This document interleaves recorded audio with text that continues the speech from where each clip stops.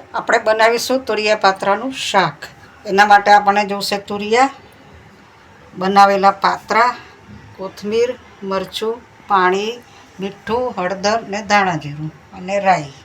પ્રથમ આપણે વઘાર કરીશું. તેલ ગરમ કરવા મૂક્યું છે. ગરમ થાય એટલે આપણે રાઈ અને હિંગનો વઘાર કરશું.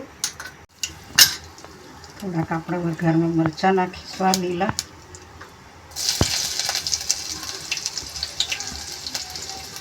રાઈ નાખી, હિંગ નાખી અને લીલા મરચાં નાખ્યા. હવે આપણે તુરિયા નાખીશું. તુરિયા પણ એડ કરી દીધા છે.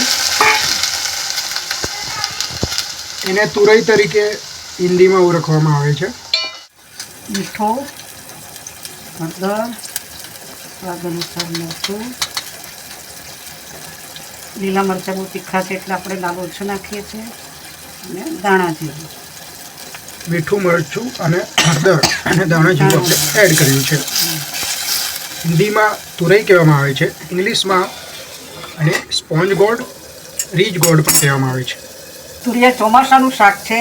તે કફ અને પિત્તને શાંત કરે છે, પણ વાયુને વધારે છે. તે પચવામાં હલકા છે અને તેમાં સુગર ન હોવાથી ડાયાબિટીસવાળા પણ તેને ખાઈ શકે છે. તે કબજિયાતને પણ મટાડે છે. તેમાં વિટામિન જોવા જઈએ તો તેમાં વિટામિન સી છે, આયરન છે, વિટામિન એ છે, આયોડિન, પ્રોટીન, કેલ્શિયમ, મેગ્નેશિયમ અને ફોસ્ફરસ તેમાં રહેલા છે.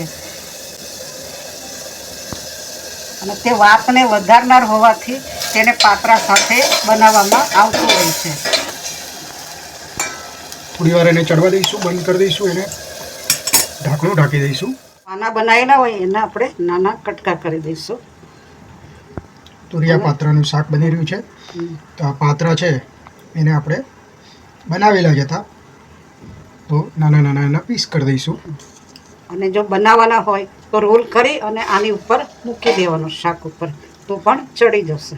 પાત્રા છે ને એને અળવીના પાનામાંથી બનાવવામાં આવે. ઘણા લોકો અળવી કહે છે, ઘણા લોકો અરવી કહે છે. શાક તૈયાર થઈ ગયું છે.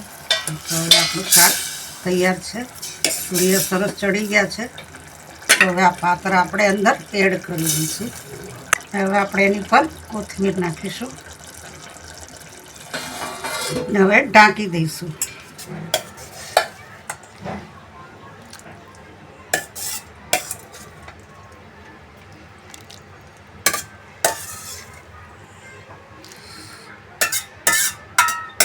આપણું તુરિયા પાત્રાનું શાક તૈયાર છે.